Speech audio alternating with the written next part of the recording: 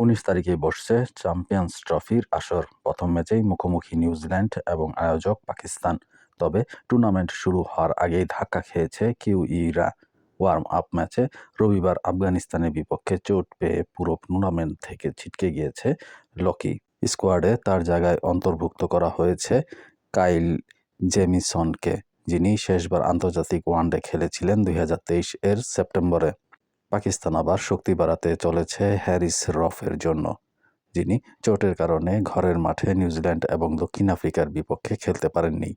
পাকিস্তান বনাম New Zealand match শুরু হবে বুধবার দুপুর 2:30টায়। টস হবে 2টায়। করাচির ন্যাশনাল স্টেডিয়ামের মাঠে হবে চ্যাম্পিয়ন্স ট্রফির উদ্বোধনী ম্যাচ। ম্যাচ সরাসরি সম্প্রচারিত হবে স্টার স্পোর্টস নেটওয়ার্কে এবং লাইভ স্ট্রিম উপভোগ করা যাবে জিইউ হটস্টারে। আবহাওয়া সূত্রে বলা হয়েছে, ঝকঝকে রোদ উজ্জ্বল আবহাওয়া থাকবে। তাপমাত্রা 20-এর আশেপাশে থাকবে।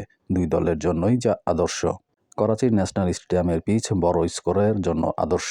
ইনিংসের শুরুর দিকে পেসাররা সুবিধা পাবে কিছুটা, তবে ম্যাচ যত গড়াবে ততই ব্যাটসম্যানদের জন্য সহায়ক হবে এই পিচ। পিচ খারাপ হয়ে উঠলে স্পিনাররাও বাড়তি সুবিধা নিতে পারবে। পাকিস্তান সম্ভাব্য একাদশে যারা রয়েছেন: ফখর জামান, বাবর আজম, সৌদ শাকিল, মোহাম্মদ রেজওয়ান, সালমান আলী আগাহা, তৈয়ব তাহির, খুশদিল শাহ, শাহিন শাহ আফ্রিদি, নাসিম শাহ, আবরার আহমেদ, হ্যারিস রফ।